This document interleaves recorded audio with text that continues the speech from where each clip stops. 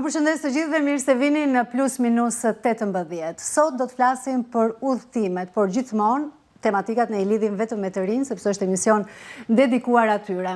A udhtojnë të rinjt sot? Personalisht mendoj që kjo gjenerat udhton më shumë se çdo pres tjetër dhe arsyet janë nga më të shumta.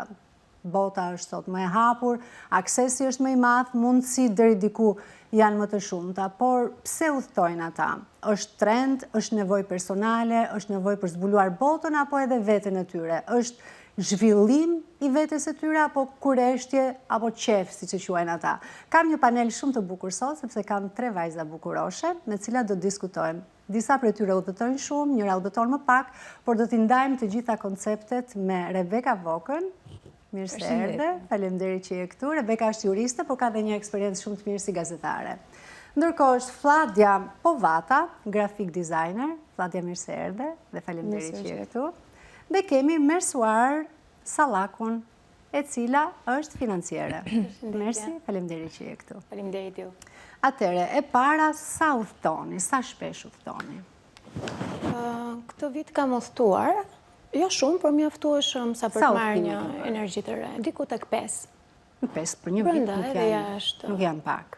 Jo, nuk janë, po mjaftueshëm për të marrë atë energjinë e re dhe për të shkëputur nga rutina, nga i kaosi i Tiranës. Udhëton më shumë jashtë, do të thonë udhëtimin e lidh kur del nga Shqipëria, apo e quan udhëtim dhe mjaftueshëm merr atë që ke nevojë dhe kur udhëton brenda vendit? Për mua pushime janë të dyja, si brenda dhe jashtë Shqipërisë, por këto udhëtime që kam pasur këtë vit kanë qenë jashtë Shqipëria. Të pesta. Po, të pesta. Fladia? Po. Ti udhëton shumë? Jo mjaftueshëm, jo sa të doja. Në fakt, udhëtimi im i parë vetëm jashtë vendit ka qenë për arsye sepse doja të ndjekja një master në Barcelonë dhe e gjeta veten atje papritur. Dhe si ishte për ty, si Po, udhëtimi i parë, se në këtë rast është pak më e komplikuar, ke jetuar vetëm, je përballur me vendimarrje vetëm, ke bërë çdo gjë vetëm dhe si një person që e ka jetuar këtë për herë të parë, një eksperiencë të ngjashme, nuk është shumë e lehtë. Nuk mund të them që ishte e kollajshme, por për mua ishte një eksperiencë që kaloi shumë shpejt, sepse për ditë isha duke thithur kaq shumë dhe u hasa me gjëra me një realitet tjetër, edhe kjo gjë më bëri që të kthej shumë syt nga vetja, që të reflektoj edhe të shoh se si mund ta jetoj jetën pak më ndryshe. Edhe përgjatë saj edhe po merra edhe një eksperiencë shumë voluminoze akademike dhe një balancë mes këtyre për mua ishte. Sa kohë të desh ta gjesh ekuilibrin? Po, që mos të duket gjithçka shumë e vështirë, por që të nisesh edhe ta shijosh. Sa do dilja aty, fillova të bëja një rutinë shumë të ngjeshur, shumë robotike, më thonë, e nisja thjesht duke u çuar herët, konsumoja mëngjesin, pija një kafe, siç do e bëja edhe në shtëpinë time, dhe merja kohën që të përgatitesha për shkollën, sepse ishte, siç do e thosha, e re po aq sa vendi, sepse ishte një klasë me njerëz tjetër që ishin të ardhur, nuk ishin nga Barcelona vetë. Bëj fjalë për nacionalitetet të ndryshme. Po, personat Amerikës Latine ose edhe nga Europa lindore. Edhe kjo gjë më bëri dhe që të ndihesha ndoshta pak më mirë. Më mirë, po. Sepse duke qenë vetëm me lokal, mund të ndihesh pak si e përjashtuar nga grupi, por kështu dhe sfida kryesore që ti hase në momentin që ishe vetëm atje, se ky nuk është një udhëtim, kjo quhet një eksperiencë e mirëfillt në një vend tjetër. Sfida kryesore është që të bindja veten që kam ardhur në vendin e duhur dhe unë përkas këtu, sepse ishte një vendim shumë i shpejt dhe doja shumë që të përkisja tek gjithë ky investim, tek gjithë kjo kohë, sepse isha 23 vjeç, ndoshta ditë isha diku tjetër. Punuar me veten aq shumë sa në këtë periudhë? Jo. Ishte dashur të punoje? Jo. Jo. Atje, hap pas hapi, ndërtove dhe një raport me veten tënde, dhe fakt kjo është edhe ana më pozitive e eksperiencave jashtë vendit, larg familjes. Rebeka? Unë në fakt 2 vitet e fundit kam udhëtuar goxha, ndoshta më shumë se një moshatare imja, sepse udhëtimin e parë në jetën time e kam bërë ndoshta pak sa vonë dhe unë, në moshën 21 vjeçare dhe që pasi fillova punë dhe fillova të financoj vetë vetën, ishte si një prioritet për të parë sa më shumë, për të qasur me sa më shumë eksperiencat ndryshme, edhe deri në pikën sa që më duket sikur çdo muaj kursej dhe kam një plan për këtë gjë, që të kem mundësi një herë ca muaj të bëj një udhëtim të mirëfillt jashtë vendit, por i shijoj shumë edhe udhëtimet brenda vendit, sidomos në verë, si gjithë të rinjt, kur kemi edhe ndoshta më shumë kohë të lirë nga puna, por Ju mbush më shumë një udhëtim brenda apo jashtë vendit? Jashtë vendit. Pse? Është energjia e re, është kulturë e re, është histori më vete, provimi i ushqimit që nuk e ke në Shqipëri. Eksperienca është krejt ndryshe. Shumë, edhe njerëzit janë më të chillter, është diçka që nuk e gjen shumë në Shqipëri. Çfarë do të thënë më të chillter? Nuk e di pse ndodh kjo me gjithë Mos të rinj që ndryshojmë dhe dalin. ne kur shkojmë jashtë kam Po, një ku doja përshtypje. dilja, sepse jemi më të lirshëm. Jemi më të chillter dhe më vjen keq që ndodh gjithmonë kur ikim jashtë dhe jo kur jemi në vendin tonë. Kjo është diçka që mua nuk më pëlqen.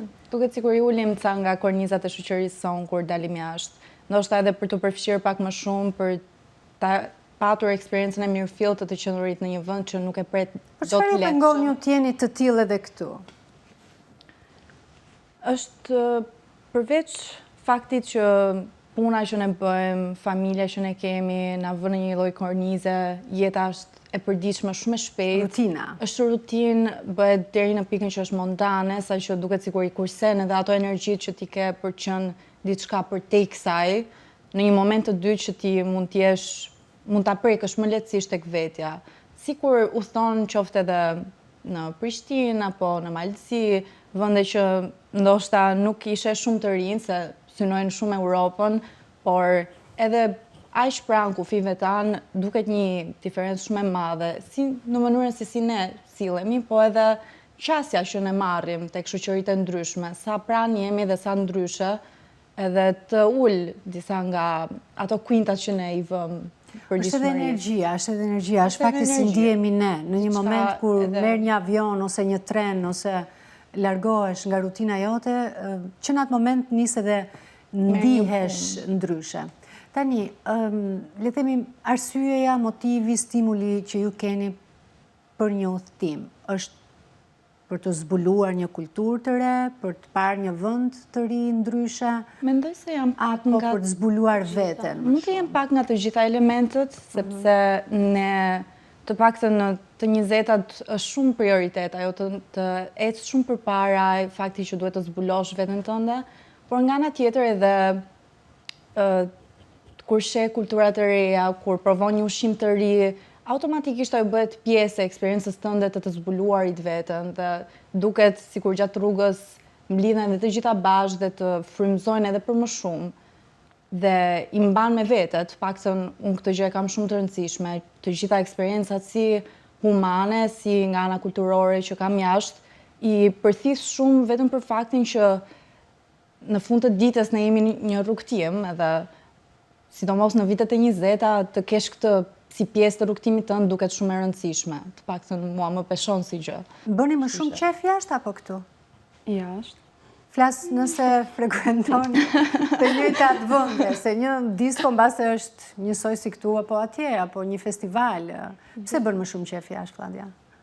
Nuk dua ta them vetëm po e vë pak në klapa. Këtu ndihem pak më e kurrëzuar, sepse është një Popull gjykues. jo vetëm ajo, thjesht jemi pak njerëz, njihemi të gjithë Mersi, në e Tiranë. pak nashur me. Më ndodhte në Barcelonë që unë frekuentoja të njëjtat ambiente dhe nuk shifja një fytyrë njësoj, domethënë. Edhe komshinët e mi vinin me raste ndryshëm sepse ishin në Airbnb.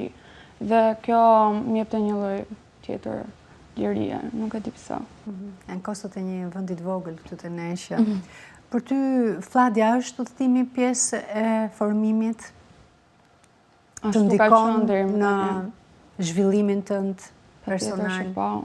Dhe çfarë shetit e vetja që të ka ndikuar të paktën në mënyrë të drejtë për drejtë? Kjo është për të treja, po që?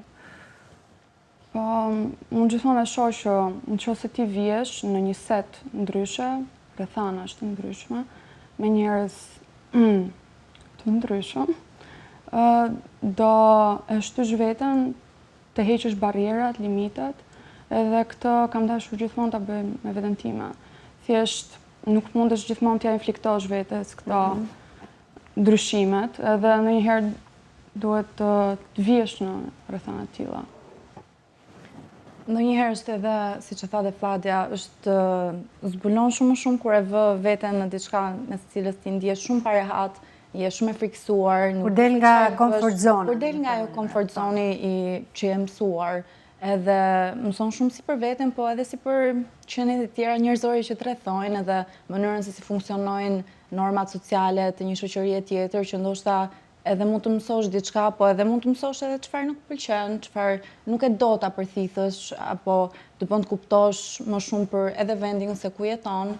Paktën kjo ka qenë një nga gjërat e para që unë kam vëre kur kam dalë jashtë Shqipërisë, por me thënë të drejtën vjetër edhe mes qyteteve brenda Shqipërisë, sidomos nëse bën një udhtim në Korçë apo bën një udhtim në Shkodër, janë dy eksperienca të ndryshme, apo jo edhe një në jug të Shqipërisë.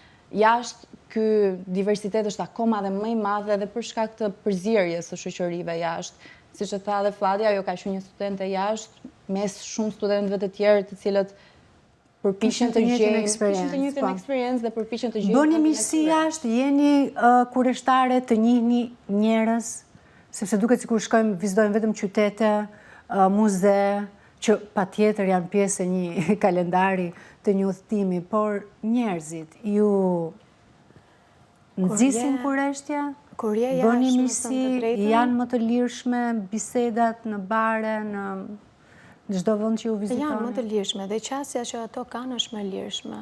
Këtu nuk mund t'i buzëqeshësh dot dikujt, sepse thotë pse më buzëqesh. Po se më ka ndodhur, kurse jashtë i buzëqesh ta kthej mbrapsht, e ke më të lehtë edhe për të krijuar shoqëri. Sepse është një bisedë që ngelet aty, është një emocion që ti merr, është i drejtë për drejtë. Sikur dhe një buzëqeshje. Por nuk ka kosto nga mbrapa. Jo.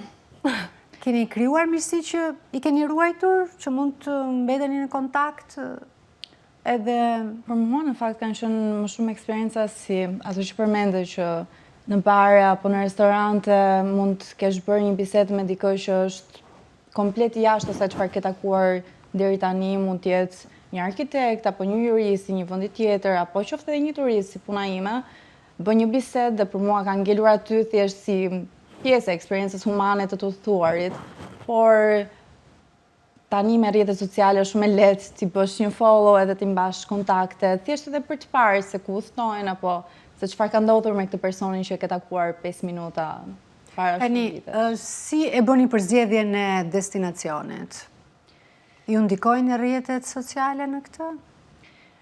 Nga kultura masive në rrjetet sociale të publikuar gjithçka, është e pamundur të themi që nuk ndikohemi, sepse një vend është trend momentalisht, siç u bë dhe Shqipëria vitet e fundit, dhe sigurisht që të vjen ajo dëshira që ta shohësh, ta vizitosh.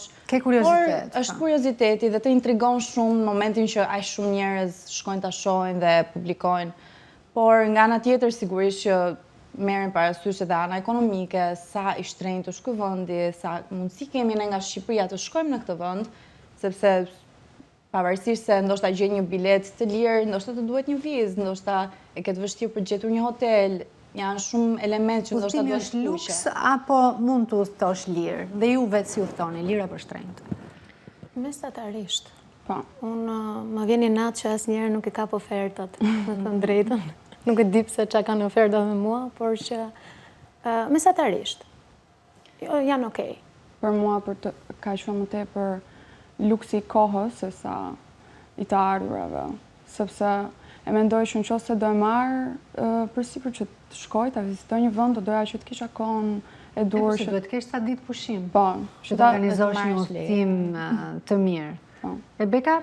Dhe për mua në fakt ka qenë kufizuese ana e kohës, ndoshta për shkak të punës që kam bërë, por edhe shkollës.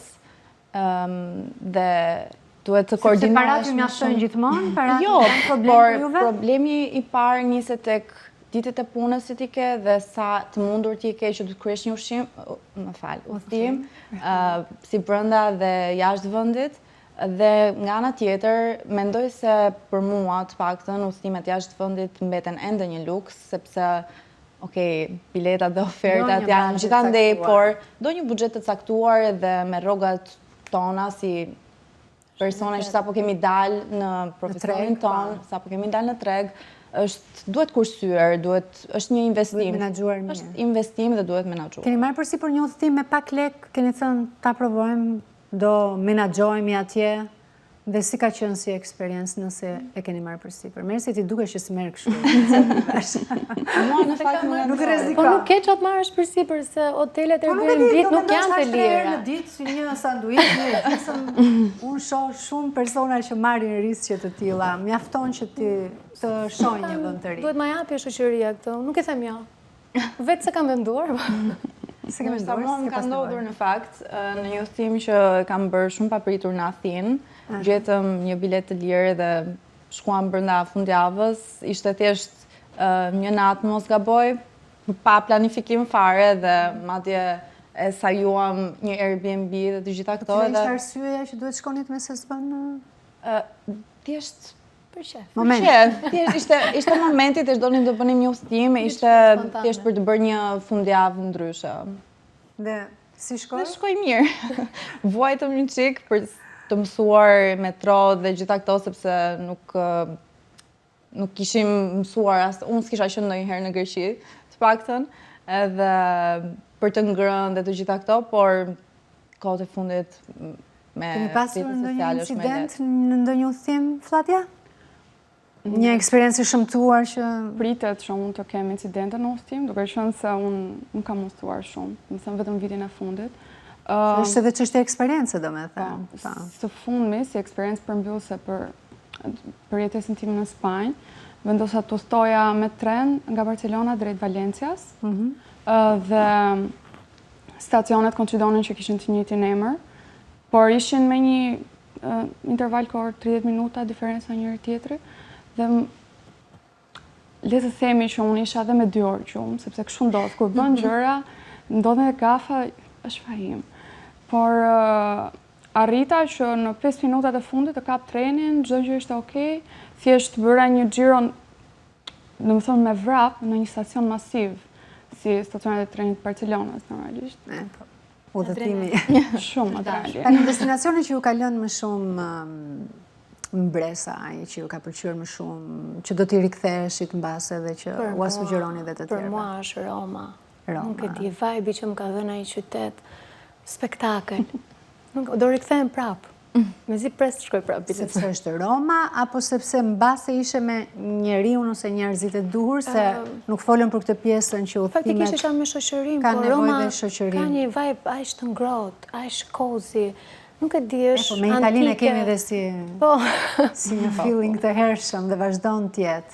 Rebeka, ka një destinacion? Për mua në fakt është Barcelona, çuditërisht, por kur unë kam shkuar për herë të parë, ishte qyteti i parë në Spanjë që kam vizituar. Është vërtet se këto videot që janë bërë virale, që ka shumë hajdu të rrugëve që... Tani mua nuk më ndodhi asgjë, nuk më vodhën çantën në metro, nuk më... Mendoj se po, duke qenë se edhe njerëzit atje dukeshin që e mbajnë një lloj stature kur janë në ambiente publike, por si qytet ishte vërtet i mrekullueshëm. Më ka lënë shumë bresa edhe mirëqenia, edhe mënyra si jetojnë jetën, edhe vibe-i i të gjithë qytetit në tërësi, energjia. Për ty ka një destinacion që... Për mua ishte, pavarësisht se jetova një vit në Barcelonë dhe nuk mund ta lë pas si eksperiencë, Valencia ishte qyteti që më thristëm shumë me energjinë, edhe ishte pak me mbledhur, ishte si qytet kukull, edhe ngjyrat pastel, kishte tull të glazuruar, shkëlqente, nga që kishte edhe shumë dritë si qytet. Si graphic designer, e ke lidhur vete. Nuk mund të lija pas detajet, por që po. Tani, të gjitha udhëtimet që kur i keni nisur vetëm, se gjithmonë flasin për këto udhëtimet, u kanë ndikuar në vetbesim, në rritje të independencës tuaj, të një qasje tjetër që keni në raport me veten, me të tjerët, jeni një i ri që udhton është ndryshe dhe më i pavarur, më i informuar se sa një që nuk udhton, si e mendoni këtë pjesë? Mendoj se po, vetë situatat e panjohura në cilat gjendesh të japin një sens individualiteti që në normalitet nuk do e kishim fituar në rrethanat e përditshme. Gjëja e huaj të bën të mësosh më shumë edhe kjo të jep edhe një konfidencë që unë mund ta përballoj të jem në një situatë të tillë, herën tjetër do jem më e përgatitur, edhe sigurisht nëse udhton sidomos me shoqërinë, duhet të mësohesh ti zgjidhësh gjërat në grup, të bësh kompromise aty ku duhet, edhe të dalësh nga situatat qoftë edhe të pakëndshme në cilat gjendesh, dhe kjo automatikisht bëhet pjesë e jotja edhe je më e përgatitur. Individualiteti, sidomos në këtë periudhë dhe në ato lloj situata është shumë i rëndësishëm, sepse ndryshe thjesht nuk del dot nga situata, nuk e përballon dot. Pra është gjithmonë bukur dhe mirë të udhëtosh. Ju falenderoj shumë që ishit me mua sot. Ne do të ndjekim në këtë moment një material për të parë se sa udhtojnë të rinjt shqiptar, ku shkojnë ata, si financojnë udhëtimet e tyre, dhe më njëherë më pas do të jemi me panelin e dytë për të parë anën psikologjike dhe efektet pozitive apo edhe negative të një udhëtimi, por gjithashtu do të shohim edhe tur operatorët, siç fakton, se sa munden dhe sa duan dhe sa udhtojnë realisht të rinjt pas pak.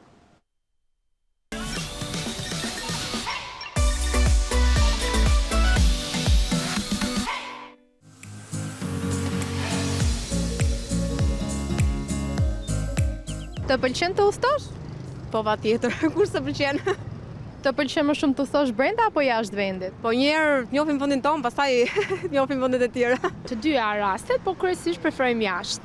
Jashtë vendit kryesisht. Kam edhe shtëpi që janë jashtë, kështu që më shumë shijon atje. Se është edhe atmosfera më ndryshe e vendi. Gjithmonë pëlqet të jem në Shqipëri, sigurisht, po është ajo ndërprerja nga rutina e përditshme. Jashtë vendit.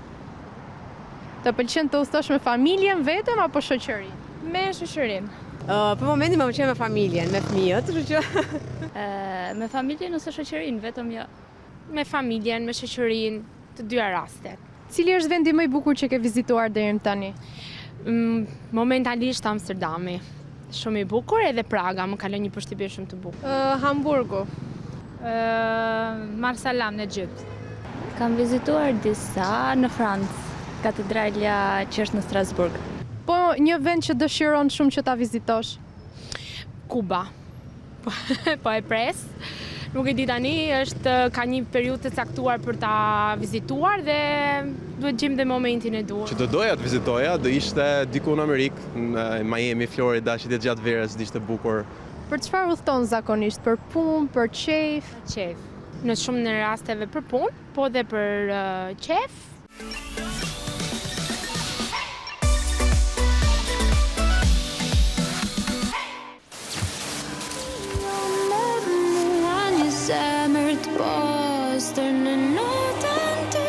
Për dekada, Radio Televizioni Shqiptar ka qenë zëri i gjeneratave.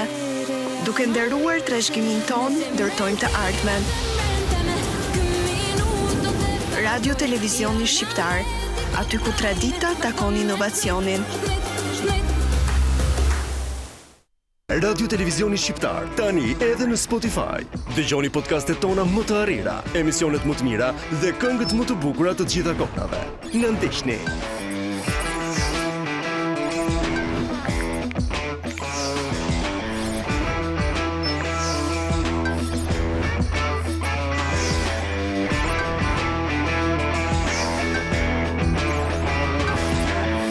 Përjetoni eksperiencën më unike në Spotify Shqip.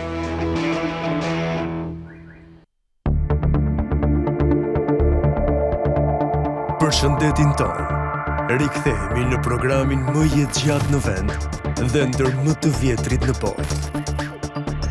Në sezonin e ri televiziv, me ju dhe për ju, përshëndetin dhe jetën tuaj. Diagnostikim në kohë, këshillat nga mjekët më të mirë, trupi dhe shëndeti, përgatitur dhe drejtuar nga doktor Ilir Topi. Të shtunën, ora 19 në RTS1.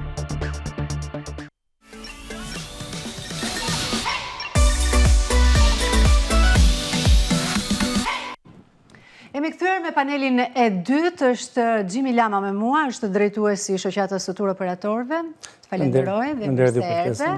Është Nela Mjeshtri, e cila në fakt ka një eksperiencë me programin Erasmus dhe do të na jap eksperiencën e saj. Të falenderoj që je këtu dhe mirë se erdhe. Dhe Skënder Avolli është psikolog me cilin do diskutojmë anën psikologjike pse na bëjnë mirë udhëtimet. Faleminderit që je këtu. Mirë se erdhe. Atëre, Gjimi, cilat janë destinacionet që zgjedhin veçanërisht të rinjt sot? Faleminderit për ftesën dhe më duket një ndërthurje interesante. Është një student, psikolog dhe një tur operator. Për mendimin tim të rinjt vitet e fundit kanë filluar televizin natyrisht shumë, duke kjo i ka një ndihmë me 2-3 linjet ajrore low cost që kanë hyrë në Shqipëri këto vitet e fundit, siç janë Ryanairi dhe Wizz Air, dhe po shkosh në aeroport, çdo fundjavë të prindërve dhe shtuna është mbushur plot me të rinj, më bëhet qefi që udhtimi është në radh parë është një kulturë dhe është një investim. Po kthehet. Kjo është një gjenerat që kam përshtypjen po udhton shumë. Është për mua gjenerata më me fat, se në kohën tonë biletat kanë qenë shumë shtrenjtë. Biletat minim kanë filluar turizmin në 2005 dhe një bilet mesatarisht ishte ke 350 euro. Dhe sot të rritë kanë fatin dhe luksin. Dhe atëre 350 euro mund të ishte një rogë... 350 euro mund të ishte një rogë 2 mujore, por një e lehtësi tjetër për të gjithë të rritë shqiptarë është edhe ulja eros. Me euro, paka shumë ka rënë rreth me 1.5%. Ka rënë me rreth 1.5%. Dhe tani mund të udhtojnë me kosta shumë më të lira. Pavarësisht se euro na ka dhënë në tregut që merremi me turizmin hyrës, na ka dhënë një tronditje, po të them maramendëse, është duke rënë euro, ka rënë dhe fuqia. Ne do flasim fakt për kostot se e bleve biletën, po të duhen para të tjera për të shpenzuar. Ku udhtojnë më shumë? Brenda Europës apo edhe jashtë? Udhëtuar goxha jashtë më shumë, dhe në Shqipëri, po periudha e dimrit më tepër të rinjtë udhtojnë jashtë Shqipërisë, duke qenë që është edhe festat e fundvitit, është më atrakcion, me gjitho festat e fundvitit, me Krishtlindjet, është një sezon festiv, dhe më tepër janë në të gjithë qytetet e Italisë, është Praga destinacion, është Budapesti, tani ka filluar me hyrjen e 3 linje ajrore që bëjnë destinacionet e Spanjës, udhtojnë goxha në Spanjë, edhe Itali, Spanjë, Portogali, kanë filluar linja me Portogalinë, po më tepër Italinë, Spanjën dhe Vjena ka pasur goxha flukse këtë vit. Të rinjt janë low cost edhe jashtë biletës? Pa, naturisht janë low cost. Si janë prenotimet e tyre? Shkojnë në Airbnb? Prenotimet janë individuale, naturisht të nuk kalojnë nëpërmjet agjensive, naturisht për reduktojnë kostot, dhe bën 4 pjesë bashkë dhe naturisht marrin në shtëpi me qira me të Airbnb-t. Më tepër për të rinjt është pothuajse 80% janë akomodohen tek Airbnb-t. Kjo është paka shumë mënyra se si... Kosto, mblidhen bashkë, 5-6 dhe sharing cost. Në fund vit janë të rinjt më shumë ata që prenotojnë apo janë moshat të ndryshme? Natyrisht dhe moshat të ndryshme, siç e tha me linjet ajrore që kanë Shqipëri, është vetëm Ryanairi ka rreth 207 fluturime në javë. Sepse shtohen edhe koncertet, festivalet, këngëtar të ndryshëm që japin... Është atmosfera që të bën të televizësh. Qartë. Tani, nga ana psikologjike, Ravolli, pse na bën kaq mirë një udhëtim? Edhe një arratisje në fundjavë, edhe një shkëputje 2 ditë, 1 ditë, mjafton që ikën nga rutina dhe benefitet janë thuajse gjithmonë pozitive. Jo vetëm për të rinj, por për gjitha moshat, sigurisht udhëtimet tashmë në disa vende të Europës kanë hyrë tek pjesa e rekomandimeve që jepen nga psikologë të ndryshëm për personat cilët mund të kenë probleme të ndryshme me stresin, me ankthin, ndoshta me atake paniku e tjera. Pra, udhëtimet të ndihmojnë që ti të rekuperohesh si individ, të ndihmon të shkëputesh nga rutina jote e përditshme, nga streset e punës, nga gjitha ajo përditshmëria të cilët patjetër i bën që të ndihen të ngarkuar. Dhe sigurisht përveç kësaj kategorisë që mund të ketë edhe probleme të tilla, pra të stresit, ankthit, depresionit, edhe që udhëtimi është një mënyrë e mirë për të komunikuar me veten, me botën, për të vendosur të tjera raporte. Pse është shumë i rëndësishëm udhëtimi të bëhet në moshë të re? Është shumë i rëndësishëm sepse ndikon disa faktorë të cilët janë thelbësor për individin. Duke qenë në moshë të re, pra duke qenë se ende nuk është formuar, të themi, totalisht personaliteti, karakteri i individit, ndikon në disa komponentë cilët janë shumë të rëndësishëm. Për shembull, siç mund të jetë vetë menaxhimi i emocioneve, vetë menaxhimi i ankthit, sepse në momentin që ti udhëton, sigurisht mund të kesh situata të papritura gjatë udhëtimit, do duhet që të përballesh me të themi të orientohesh, të përballesh me situata nga më të ndryshme. Ndikon në mënyrë të drejtë për drejtë në zhvillimin e personalitetit të një të riu, përballja me kultura të reja, eksperiencave të ndryshme. Patjetër, sepse e formëson personalitetin dhe e ndihmon atë që të jetë një person më social, e ndihmon atë që të ketë një vetë kontroll, e ndihmon që të jetë një person ndoshta pak më ekstrovert, sepse në momentin që udhëton, ti duhet patjetër në një formë mënyre të komunikosh me njerëzit, me njerëz të ndryshëm, në aeroport, nuk mund të jesh më introvert, do duhesh të marrësh iniciativën që të pyesësh, të komunikosh, të vendosësh kontakte me njerëz të ndryshëm gjatë udhëtimit. Socializimi gjithashtu, në momentin që ti shkon në një udhëtim, patjetër që mund të organizohen udhëtime në grupe, ku ti do duhesh të socializohesh, të krijosh kontakte të reja dhe të bën një person më social. Gjithashtu ndikon tek përmirësimi i vetë menaxhimit të lekëve, themi, sepse në momentin që ti shkon jashtë shtetit ose diku tjetër, do duhesh të bësh një lloj llogaritje për t'ia dalë deri në fund të udhëtimit. Ndërkohë, Neila, ti ke qenë 2 herë në Rom. Kam qenë një semestër në Rom dhe një në Valladolid në Spanjë. Me anë të programit Erasmus. Me anë të programit Erasmus, me anë të universitetit tim. Si të ka ndryshuar kjo eksperiencë? Më ka ndryshuar, temi totalisht. Fillimisht isha shumë e lumtur që u pranova. Më fal, për ndërprerjen sa kohë ke qëndruar në të dyja? 5 muaj tek secila. 5 muaj në Rom dhe 5 muaj në Valladolid dhe i kam bërë direkt njëra pas tjetrës. Pra direkt mbas Erasmusit të parë, kam shkuar direkt në Valladolid. Me sa ditë diferencë apo asnjë ditë? Sa erdhe, unë ishte prapë. Shkova atje prapë. Nuk kam ardhur fare në Shqipëri, kam shkuar direkt nga Roma. Nga një destinacion tjetër. Po. Shumë bukur. Isha shumë e lumtur dhe sigurisht mbas gjithë gjërave që ishin për vizat, sepse kishte shumë dokumentacione. Arrita atje dhe ndjesha sikur isha një person komplet tjetër. Ndjesha pak e trembur fillimisht, sepse do isha vetëm, duhet shkoj në universitet në gjuhë të huaj, edhe pse anglishtja, sidomos brezim, nuk e ka problem, por është një gjë ndryshe nga Shqipëria. Dhe arsyeja që aplikove për të përfituar nga programi ishte për çfarë? Sigurisht për të njohur kultura të ndryshme, sepse në Erasmus nuk ke vetëm për shembull në Itali italian, ke nga çdo vend i Europës dhe jashtë Europës, dhe gjithashtu për të parë dhe universitetin jashtë vendit si do të ishin. E bën dallimin mes një udhëtimi normal dhe një udhëtimi të tillë i cili është shumë dimensional, është akademik, është një udhëtim normal, në një mënyrë më mbushës. Është më i shkurtër dhe maksimumi është vetëm mund të shikosh pika turistike, ndërsa kur shkon me një Erasmus, ti e njeh atë qytet shumë mirë dhe madje ndjesh sikur je pjesë e atij qyteti në fund para se të largohesh. Dhe unë kur arrita ditën e parë, ndjesha pak fare në depresion, edhe pse ishte një gjë shumë e bukur. Depresionin e ndjeve më shumë kur shkova apo kur u ktheva? Kur u ktheva.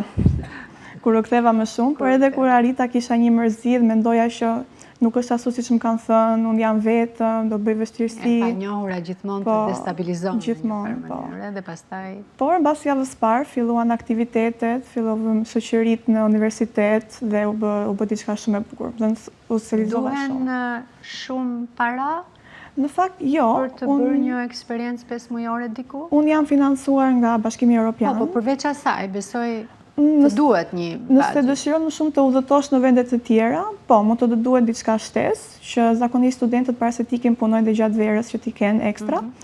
Por unë e pas që nuk më nevojiteshin ekstra, pra unë nuk i kam kërkuar prindërve në një... Asgjë zero? kam kursyer dhe vetë, sepse kur je dhe vetëm, gatuan për veten tënde, kursen, dhe po, mësova dhe si të menaxhoja më mirë paratë e mia dhe kam bërë të mundur edhe udhëtimet me paratë që më ka dhënë Erasmusi. Çfarë do veçoje, diçka që vërtet nuk e gjen në Shqipëri dhe që ta jep një eksperiencë e tillë? Unë mendoj që socializimi është më ndryshe se në Shqipëri, të paktën me eksperiencën time. Si është më ndryshe? Socializimi me të huajt sepse ti sheh perspektivat të njerëzve nga vende të ndryshme të Europës, edhe njihesh më shumë me kulturën e tyre dhe me gjuhën dhe me sjelljen. Ka më shumë diversitet. Shumë diversitet që në Shqipërinë nuk e gjejmë. Në Shqipëri sigurisht kemi shoqëri. Mendojmë pak njësoj ne? Jemi pak njësoj. Jemi pak njësoj. Jemi pak. Dhe do ta përsërisësh? Nuk mundem dot më, sepse i bëra 2 Erasmuse, por nëse do më jepej mundësia në master, sepse jepet gjithashtu edhe në master, sigurisht do e bëja përsëri. Si mund të aplikoj njëri këtë? Në fakt po e bëj thjesht për gjithë ata që na ndjekin, për të ditur se si mund të përfitojnë nga një program që unë vërtet e shoh një eksperiencë shumë pozitive. Unë i inkurajoj shumë të gjithë të rinjtë që në universitet dhe neve na erdhi thirrja nga pedagogët tanë. Na kanë dhënë atë një shtysje të aplikonim për Erasmus, sepse studentët para nesh, viteve para nesh, nuk ishin shumë të hapur, kishin frikë, nuk mendojnë se do ja dilnin, ndërsa ne aplikuam, le të themi gjysma e klasës time ka shkuar me Erasmus dhe ka 2 lloje. Pra kur aplikova në Rom, ka qenë pranimi nga universiteti jon. Pra ne dërgonim CV, letër motivimi dhe listën e notave. Gjithashtu bënim dhe një intervistë të shkurtër për të parë me anglishtën si ishim. Është anglishtja një nga kriteret kryesore? Është një nga kriteret kryesore, po. Që duhet ta kesh në nivel të lartë? Nivel B2 e sipër. E qartë. Pastaj?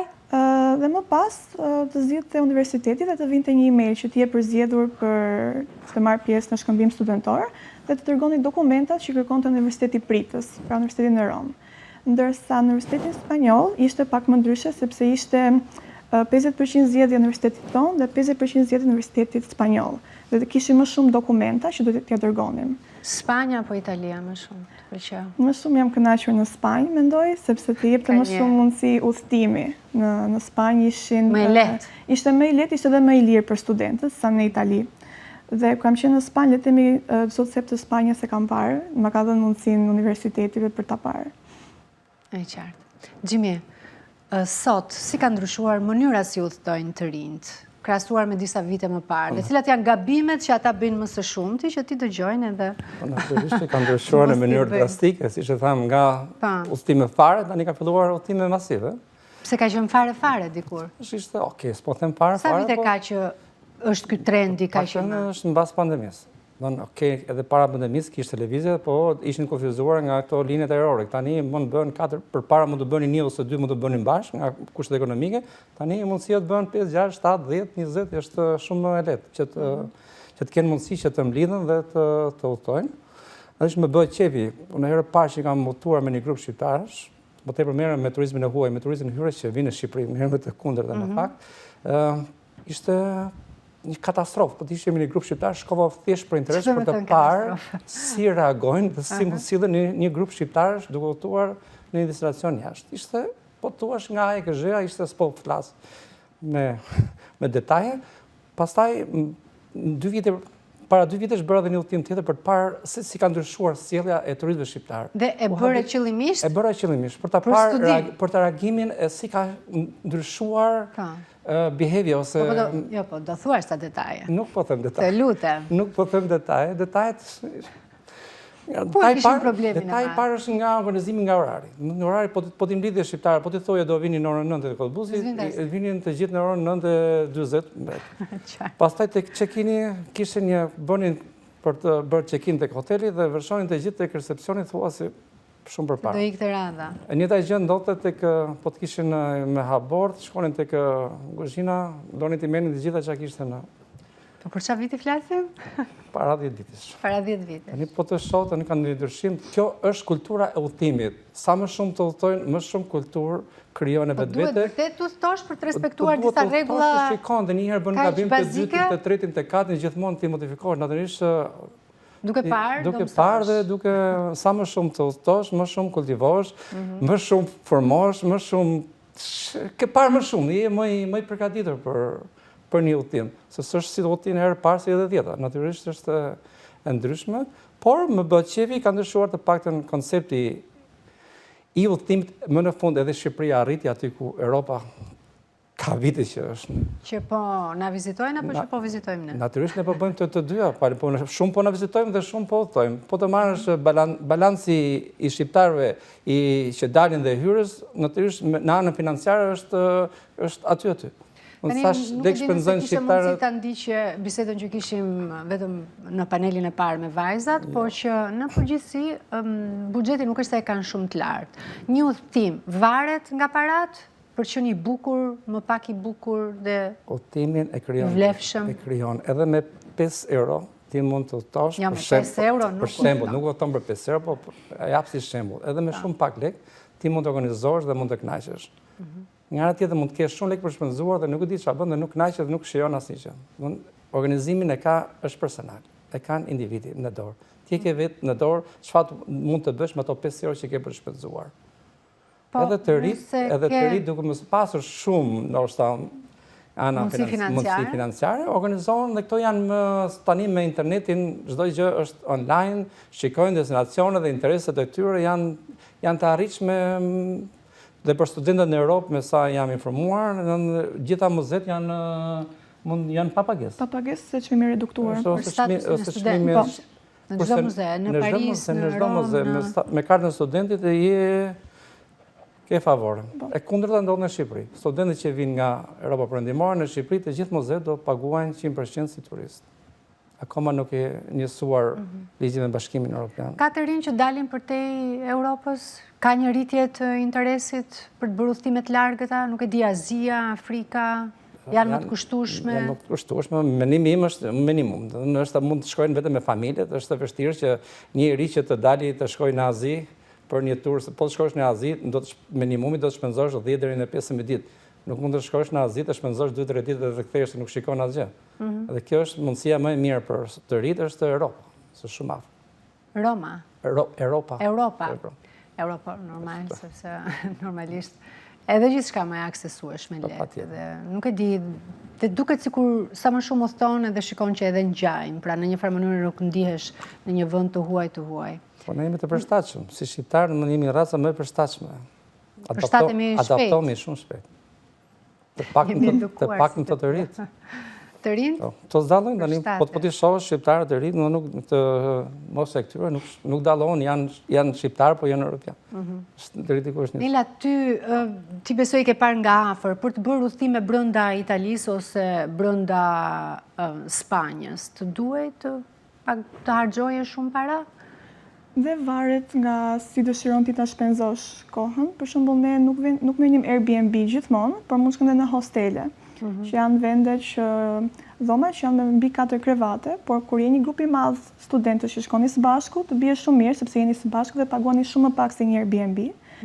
Dhe gjithashtu edhe për të ngrënurit nuk ishte nevojë të hanim në restorante, të harxoni më pak. Street food më shumë? Street food, ose në supermarket, në Spanjë supermarket që është ka çdo lloj gjëje, mund të shkosh atje edhe ushqime të gatshme të gjitha, Mercadona, që ka shumë lirë. Dhe mendoj që studentët... Po biletat, flas të trenave, biletat ishin shumë lirë dhe studentët, ne kishim një kartë Erasmusi, dhe studentët që mbajnë atë kartë kishin zakonisht 10% ulje tek trenat, ose në Spanjë mund të blenim dhe avionin për të shkuar nga Madridi e zemët në Barcelonë, mund të shkojmë dhe me avion, që ishin biletat të lira. Dhe mendoj që karta e studentit, si që ta... Që është bileta më e lirë që ke blerët? Bileta më e lirë që kam blerë nga qyteti im në Spanjë, që quhej Valladolid, që kishte aeroport, kam paguar 15 euro për të shkuar në Barcelonë. Me avion. Pastaj pjesa tjetër? Pjesa tjetër ishte pak ekstra, sepse Barcelona sigurisht një qytet shumë i shtrenjtë, dhe është i vetmi qytet që unë kam qenë që nuk ka ulje për studentët. Është për muzeumet, për gjëra për të futur brenda. Jo pse, Gjimi? Është sepse është një qytet që vlerëson... Jo, por nga që kam probleme shumë me turistët dhe nuk i ulin çmimet sepse duan t'i largojnë turistët. Po është mbi kërkesë, është një problem, është një problem. Është i vetmi qytet.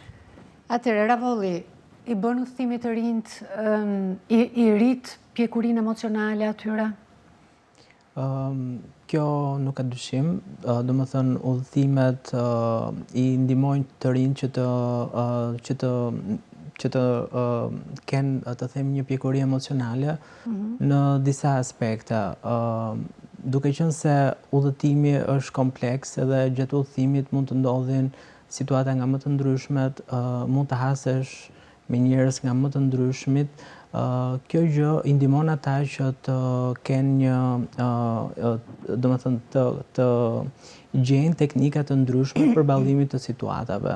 Dhe kjo më pas i bën ata që të jenë më të pjekur dhe në fund të thonë po, unë ja dola, në një mënyrë është automatike për rritjen e pjekurisë emocionale. Absolutisht. Në momentin që ndodh udhëtimi, ti shkon në një vend pa njohur dhe sigurisht që ndodh ky, të them, përballimi me situata të cilat ty të bëjnë që ti përballosh dhe të ndihesh më pas me një vetë motivim pak më të lartë, të thuash që po, unë e kryeva këtë udhëtim, u përballa me këtë lloj situatash dhe unë ja dola që ti menaxhoj dhe...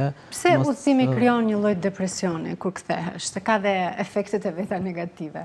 Në përgjithësi, kthimi nuk është shumë pozitiv. Faktikisht, depresioni, ta quajmë... Nëse kjo është e thënë me tolerancë, është e thënë me tolerancë. Të gjendje emocionale, të post-vacation që quhet, ndodh sepse ti ke kaluar nga një rutinë e bukur që të ofron udhëtimi, kthimi në realitet dhe në rutinën tënde të përditshme, cila mund të jetë, të themi, universiteti ose puna, etj. Dhe kjo gjë ndikon tek aspekti emocional më pas. Nela, ti pse ndjeve këtë depresionin kur u ktheve? Dhe atë ka bërë ndonjëra nga eksperienca që ke përjetuar të mendosh dhe të konsiderosh idenë për të jetuar jashtë Shqipërisë? Ose për të ndërtuar këtu ndryshe jetën tënde, të ka dhënë pra një tjetër vizion, koncepte të reja? Fillimisht kur jeton në një vend jashtë Shqipërisë, është një jetë tjetër, një jetë komplet tjetër, sidomos për studentët, ti zbulon me të vërtet veten tënde, sidomos në moshën që shkojnë zakonisht studentët që është 19 ose 20 vjeç. Ti ndryshon komplet personalitetin tënd, sepse zbulon atë që ke me vërtet për brenda dhe që je larg ndoshta ndikimeve të vendit tënd. Dhe kur vjen, atëherë mendon që je prapë njëjti person si që ishe para se të ikje dhe mendon që gjithë ajo gjë që ke bërë atje ka qenë për asgjë, por mendoj që jo. Dhe sigurisht për pyetjen e dytë, unë kam menduar shumë për të vazhduar diçka më vonë jashtë vendit, ndoshta për të studiuar për master ose për të jetuar. Dhe është një mundësi. Për të ndërtuar më shumë jetën, ke thënë që po, të kisha lindur dhe unë këtu për shembull. Po, e kam menduar. Të mendojnë gjithë. Po, sigurisht, sidomos një vend si Spanja, që është një vend dhe allegro dhe... Ka një energji të çuditshme Spanja. Dhe ka shumë mundësi. Dhe pjesa sociale... Për të rinjt? Për të rinjt. Që ti nuk i shikon këtu, apo? Këtu, jo. Është një vend, një frym komplet tjetër, në krahasim me Shqipërinë, mendoj unë. Po çfarë ka ndryshe? Ka meritokraci më shumë? Po, në burokracinë ka më mirë se në Shqipëri dhe vendet e punës janë më të hapura për studentët. Gjë që këtu është pak më vështirë, po mendoj që dhe ne po rregullojmë me kalimin e kohës, me të rinj sa vinë bëhen më mirë dhe mendoj. Ka politika të posaçme ndryshe që i mbështesin të rinjt edhe në tregun e punës, edhe kur sepse faktikisht paktën në biseda më personale me të rinj që janë të nacionaliteteve të ndryshme, fillimi i hyrjes në tregun e punës ka të vështirësitë e veta, nuk është kaq. Po, sigurisht i kanë në çdo vend. Në çdo vend i kanë, por ama nëse ti ja del atyre, sigurisht të marrin në punë. Ndërsa në Shqipëri mendoj që është pak problemi i korrupsionit, sigurisht.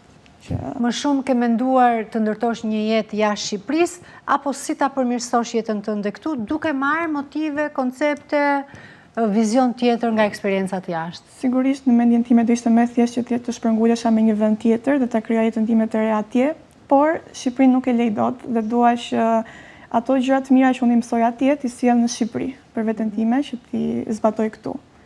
Gjimi, ke destinacione që ua sugjeron të rinjve dhe pse? I dua në nivel financiar, të aksesit, të kulturës, të eksperiencave që do jetojnë atje? Flasim për Shqipërinë apo për jashtë Shqipërisë? Edhe brenda dhe jashtë. Për jashtë që tha dhe... Se ne kaq jemi brenda i bëjmë... Unë kam udhëtuar goxhan, po të thuash në gjithë Europën. Spanja është një nga vendet më të preferuara të mia.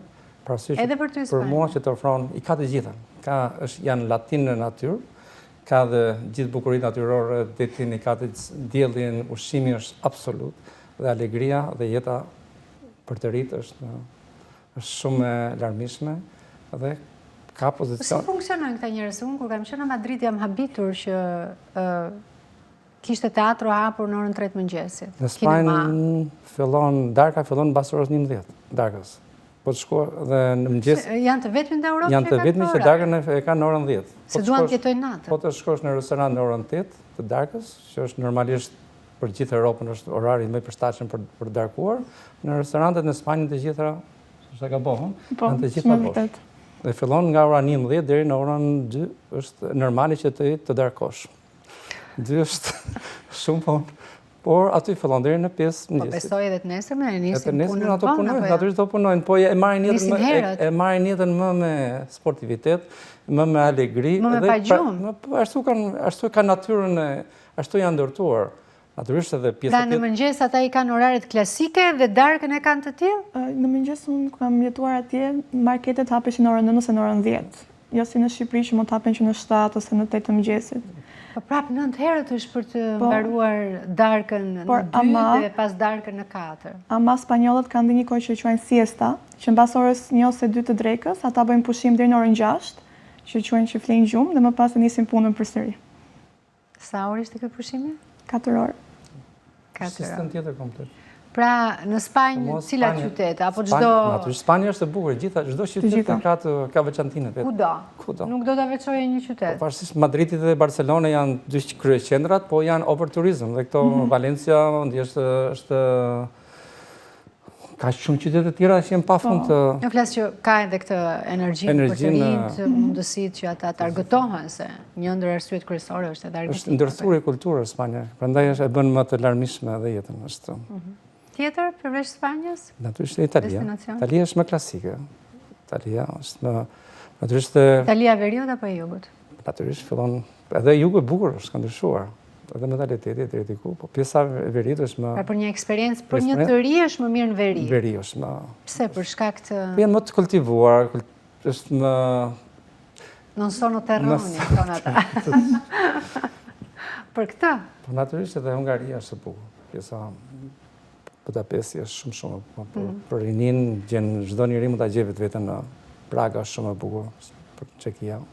Si e shion më shumë njohtin Xhimin? Në qoftë se e planifikon që të shohësh muzet, nuk e di, të bësh booking në restorante, gjëra, apo kur shkon më spontanisht dhe kur e jeton pa ide në një udhëtimi dhe për të bërë check destinacionet apo... Varet nga interesi nga personi. Për mua, thash, unë stojt minimumi 10-15 herë në vit, por ku ti shkoj, është dhe puna. Panajirët janë më tepër janë tripe biznesi që janë ndërthura. Nuk është vetëm që shkoj për pushime, natyrisht një pjesë e vogël që vetëm pushime. Por, unë jam bërë që dalë një qytet, një shtetë që kam qenë asnjëherë dhe zërësisht po shkoj në Tiranë, nuk e kam atë problemin. Në thjesht, momenti që shkoj aty ku duhet, tani është me telefonin, me... Që të shënjoj një eksperiencë, sa duhet zgjas një udhëtim? Se unë tani nuk e di, po për 2 ditë, s'do merja mundimin fare. 3-4 ditë. 3-4 ditë, por është për një destinacion, për një qytet, që po të shkosh për shembull në Spanjë, dhe minimumi donë që të eksplorosh Spanjën ose Italinë në veriut, minimumi donë 5 deri në 10 ditë që mund të eksplorosh diçka. Po këto city tour. 5 deri në 10 ditë 2 qytete mund të bësh, sa mund të bësh? Po mund të bësh aty në afërsitë janë një qytet maksimumi mund të bësh 2 qytete brenda ditës. Bësh edhe më shumë, por varet çfarë don dhe çfarë kërkon. Ka njerëz që janë apasionuar vetëm për malet. Shkosh për malet, ke vende të vëshke, njerëz që janë apasionuar vetëm për turizmin kulturor, në muzet. Ka njerëz që janë apasionuar vetëm për shopping. Varet interesi i gjithë secilit është. Tani mund ta bësh një udhëtim për shopping dhe e bën në mënyrë më të lehtë. Nela, ti përveç 2 eksperiencave me Erasmus, udhton për te me shoqërinë, me familjen? Po, më së shumti kam udhëtuar gjatë kohës së Erasmusit, gjatë kohës që në Erasmus në Rom, shkolla më dha dhe mundësi tjetër për të shkuar me një Erasmus të shkurtër në Holland, dhe kemi vizituar disa qytete holandeze gjatë qëndrimit tonë për një javë. Dhe zakonisht me familjen udhtoj më shumë. Kemi qenë në Austri dhe në Itali sigurisht dhe më së shumti në Ballkan. Kemi qef të udhtojmë, bëjmë road trips me makinë më shumë, shkojmë në Kroaci, në Bosnje. Janë dhe afër. Janë dhe afër. Natyra shumë e bukur. Po, shumë e bukur. Edhe edhe pse janë afër, janë shumë ndryshe. Arkitektura është shumë e bukur. Lavolli, një mesazh për të rinjt, se jemi në fund të emisionit, se pse ata duhet të udhtojnë?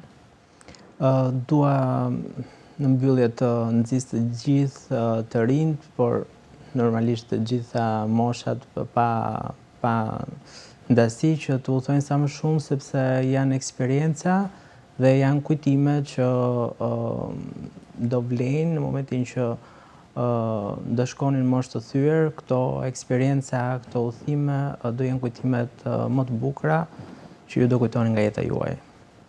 Ti hapin syt udhëtimet, se thua që të hapin syt.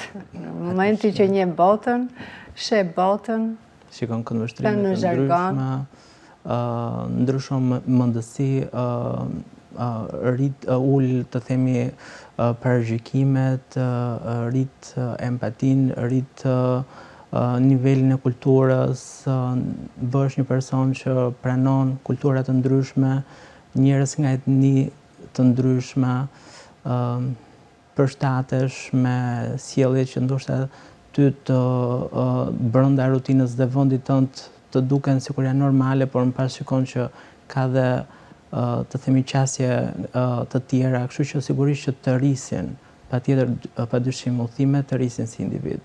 Gjimi e fundit, njerëzit, shqiptarët janë më shumë kurioz të provojnë kuzhinën apo të njohin kulturën, artin e një qyteti? Shqiptarët janë qyteti kryesor të shkojnë në shopping center. Shopping. Ku të shkojnë në pikën e parë ndalen, ku është shopping center. Vërtet? Por unë të rive shqiptarë do t'i bëjë një thirrje, në ratë e parë eksploroni Shqipërinë. Shqipëria ka vendet të bukura pafund. Të rinjt më shumë tani kanë filluar të udhtojnë më tepër, duan që të njihen më tepër të udhtojnë jashtë sa të eksplorojnë Shqipërinë. Shqipëria është një thesar i çmuar dhe i pafund. Duke njohur Shqipërinë sa më mirë, pastaj edhe bagazhin kur të udhtosh jashtë bën ndryshimin.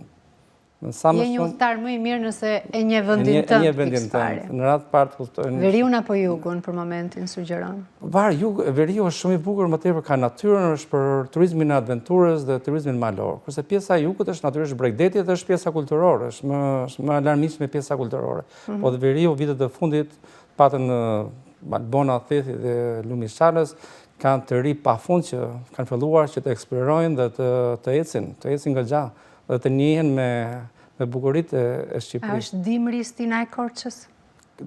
Korça, kam për të patën periudhën e dhjetorit, është kryeqendra e turizmit shqiptar. Edhe Shkodra ka njësur tjetër? Shkodra ka filluar me zbukurimet, ka 2-3 vite të fundit që ka filluar me këto festat e fund vitit, me pemën me gabinet e Krishtlindjes, edhe ka goxha larmi dhe ka aktivitete, gati po të thuash fillon nga data 6 dhjetor, deri në 31 dhjetor ka aktivitete po çdo natë. Dhe është bërë shumë e bukur. Faleminderit shumë që ishit në emision, faleminderit të gjithëve. Jemi mbërritur në fund, ju falenderoj për vëmendjen tuaj, do të takojmë sërish nesër, mos harroni në orën 16.